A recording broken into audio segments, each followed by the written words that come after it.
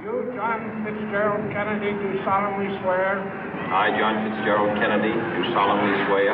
That you will faithfully execute the office of President of the United States. That I will faithfully execute the office of President of the United States.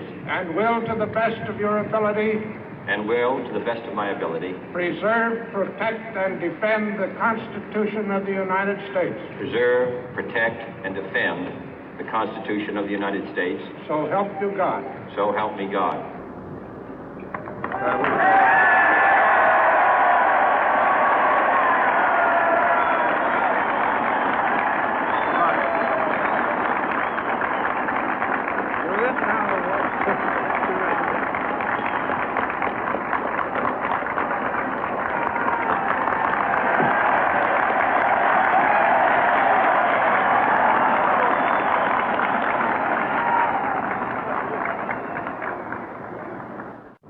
Vice President Johnson, Mr. Speaker, Mr. Chief Justice, President Eisenhower, Vice President Nixon, President Truman, Reverend clergy, fellow citizens.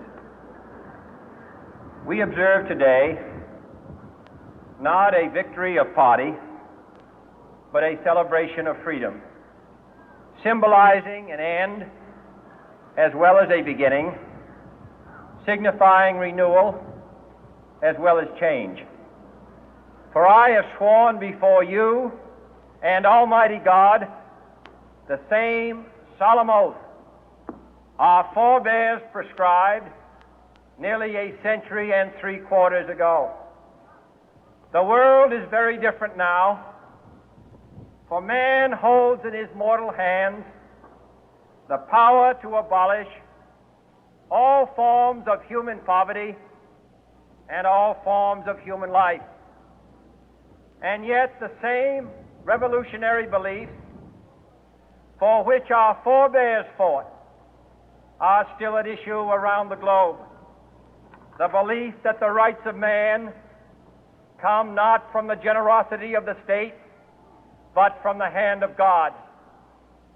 We dare not forget today that we are the heirs of that first revolution. Let the word go forth from this time and place to friend and foe alike that the torch has been passed to a new generation of Americans born in this century, tempered by war, disciplined by a hard and bitter peace, proud of our ancient heritage, and unwilling to witness or permit the slow undoing of those human rights to which this nation has always been committed and to which we are committed today at home and around the world.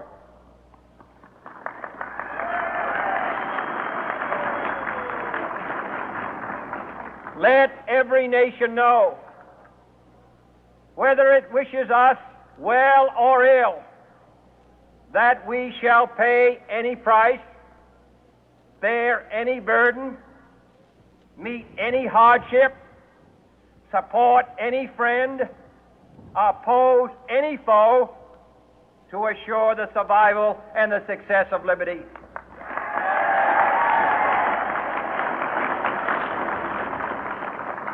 This much we pledge and more. To those old allies whose cultural and spiritual origins we share, we pledge the loyalty of faithful friends. United, there is little we cannot do in a host of cooperative ventures. Divided, there is little we can do, for we dare not meet a powerful challenge at odds and split asunder. To those new states whom we welcome to the ranks of the free, we pledge our word that one form of colonial control shall not have passed away, merely to be replaced by a far more iron tyranny. We shall not always expect to find them supporting our view, but we shall always hope to find them strongly supporting their own freedom, and to remember that in the past, those who foolishly sought power by riding the back of the tiger ended up inside.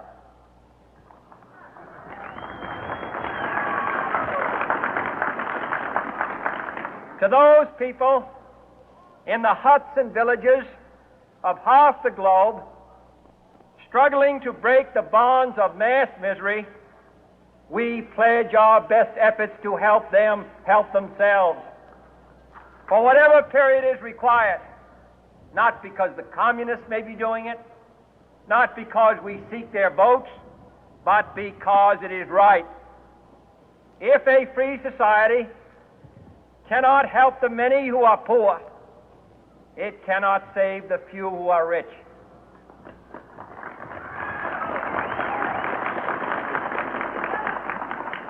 To our sister republics south of our border, we offer a special pledge to convert our good words into good deeds, in a new alliance for progress, to assist free men and free governments in casting off the chains of poverty. But this peaceful revolution of hope cannot become the prey of hostile powers. Let all our neighbors know that we shall join with them to oppose aggression or subversion anywhere in the Americas. And let every other power know that this hemisphere intends to remain the master of its own house.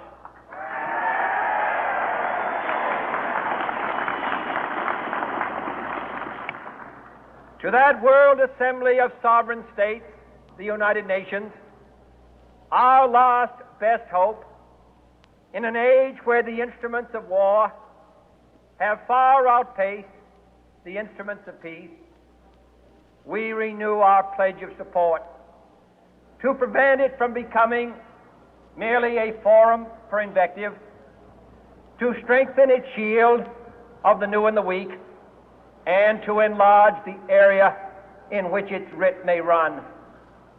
Finally, to those nations who would make themselves our adversary, we offer not a pledge, but a request that both sides begin anew the quest for peace.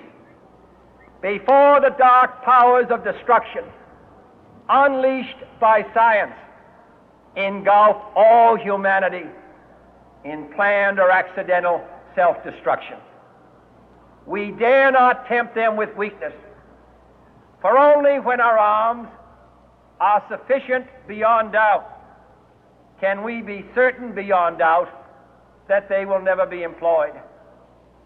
But neither can two great and powerful groups of nations take comfort from our present course, both sides overburdened by the cost of modern weapons, both rightly alarmed by the steady spread of the deadly atom, yet both racing to alter that uncertain balance of terror that stays the hand of mankind's final war. So let us begin anew, remembering on both sides that civility is not a sign of weakness, and sincerity is always subject to proof. Let us never negotiate out of fear, but let us never fear to negotiate.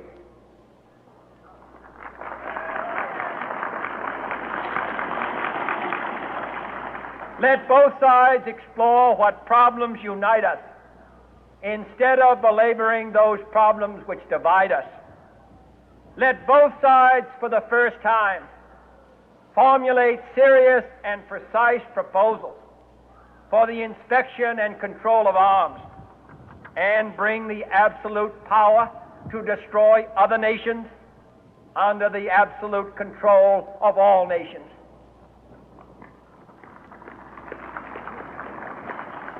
Let both sides seek to invoke the wonders of science instead of its terrors. Together, let us explore the stars, conquer the deserts, eradicate disease, tap the ocean depth, and encourage the arts and commerce. Let both sides unite to heed in all corners of the earth the command of Isaiah to undo the heavy burden and let the oppressed go free. And if a beachhead of cooperation may push back the jungle of suspicion, let both sides join in creating a new endeavor, not a new balance of power, but a new world of law, where the strong are just and the weak secure and the peace preserved. All this will not be finished in the first 100 days, nor will it be finished in the first 1,000 days, nor in the life of this administration, nor even perhaps in our lifetime on this planet. But let us begin.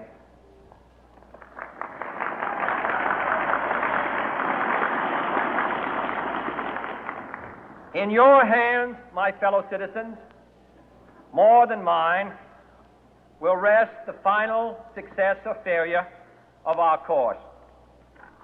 Since this country was founded, each generation of Americans has been summoned to give testimony to its national loyalty. The graves of young Americans who answered the call to service surround the globe. Now the trumpet summons us again, not as a call to bear arms, though arms we need, not as a call to battle, though in battle we are, but a call to bear the burden of a long twilight struggle, year in and year out, rejoicing in hope, patient in tribulation, a struggle against the common enemies of man, tyranny, poverty, disease, and war itself. Can we forge against these enemies a grand and global alliance, north and south, east and west, that can assure a more fruitful life for all mankind? Will you join in that historic effort?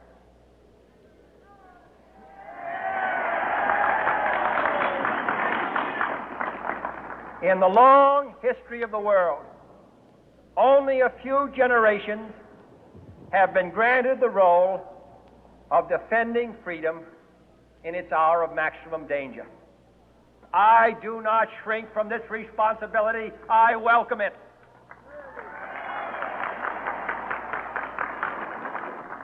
I do not believe that any of us would exchange places with any other people or any other generation.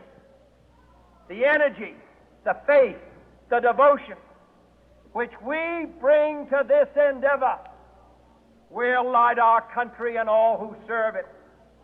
And the glow from that fire can truly light the world.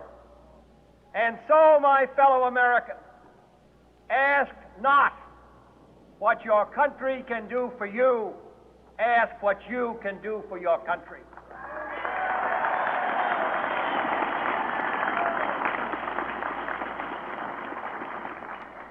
My fellow citizens of the world, ask not what America will do for